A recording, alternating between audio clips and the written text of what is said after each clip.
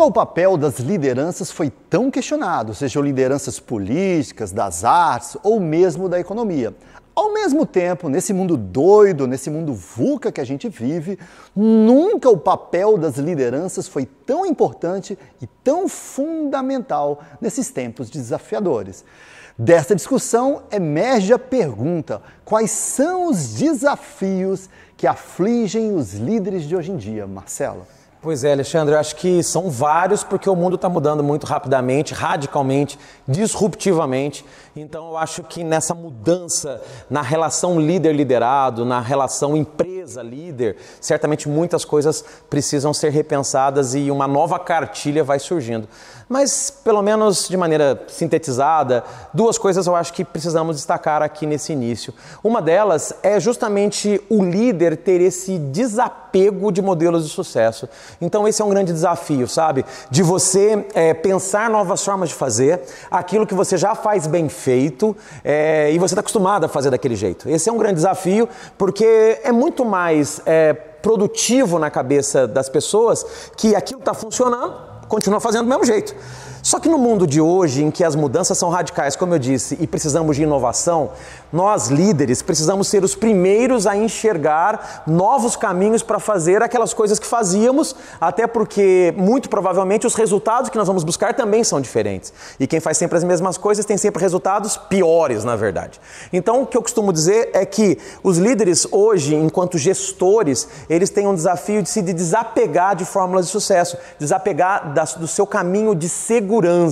E isso realmente é um desafio, porque nesse mundo corridão em que a gente está sempre envolvido com muitos assuntos, aquilo que você já fez e consegue fazer bem feito, tiquei, pronto, é só fazer de novo. E isso é um risco. E o outro risco, cara, agora na relação da liderança com o liderado, eu acho que é esse pensamento que já está mudando, mas que ainda é comum para muitas pessoas, que é aquela cultura do mandonismo, né? Do manda quem pode, obedece quem tem carnê para pagar, né? Ou seja, aquela cultura do comando e controle.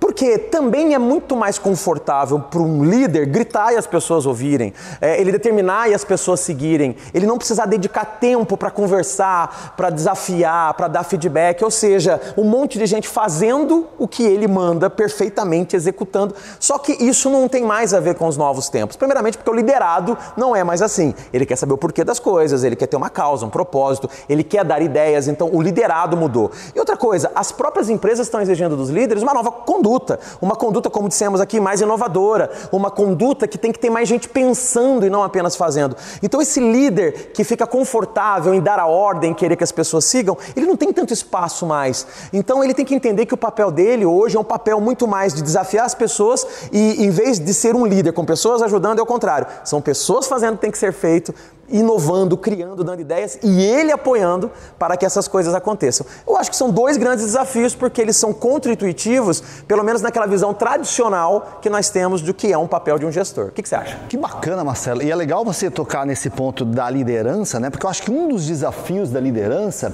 é justamente esse questionamento da hierarquia.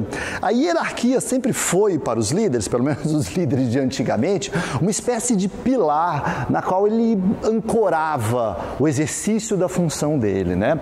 Mas com o passar do tempo, cada vez mais pessoas questionam a liderança ou essa hierarquia e muitos estudiosos da gestão veem inclusive a hierarquia rígida como um obstáculo para a inovação, como um obstáculo para a agilidade da empresa. Eles veem a hierarquia, esse pilar sólido, inquebrantável, como um problema, algo que precisa ser flexibilizado. Então, ele vai ter que ancorar a liderança dele muito mais na capacidade de inspirar do que na força amedrontadora do crachá, né?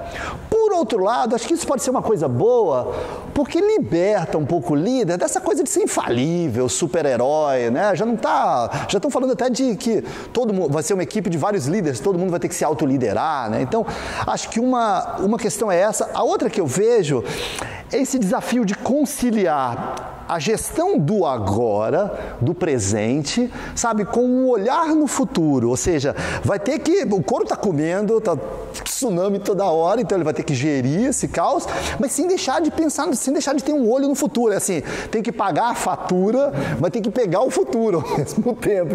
E eu acho que isso é um desafio, né? Porque o dia a dia draga você e você não faz. E a outra coisa, Marcelo, que eu acho é que o líder vai ter que ser muito mais resiliente, porque como os modelos de negócio estão mudando, ele vai ter que arriscar mais, vai inovar mais. Para inovar, você vai ter que arriscar. Toda vez que você arrisca, você vai cair mais, você vai ter que levar mais tropeços. Eu acho que o líder, aquele líder que foi super-herói, ele vai ter que aprender a celebrar as vitórias e vai ter que extrair aprendizados do próprio tombo, da própria queda, ou seja, ele vai ter que ter uma atitude muito mais resiliente em relação à própria carreira. Cara, ou seja, tem que ser mais humano, né? Na verdade é isso, os seres humanos erram e aprendem.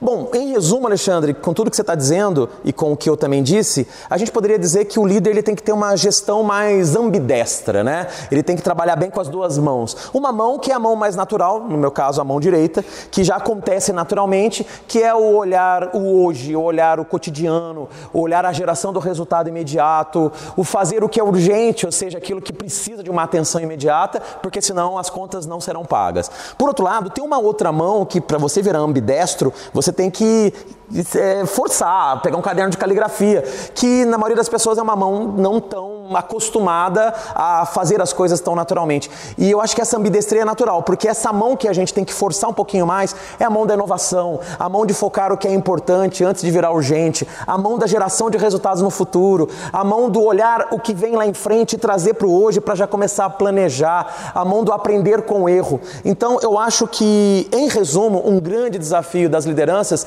é conseguir fazer essas duas coisas acontecerem, o imediato e o futuro, o agora e a tendência, o urgente e o importante. Se você é líder, pense nisso.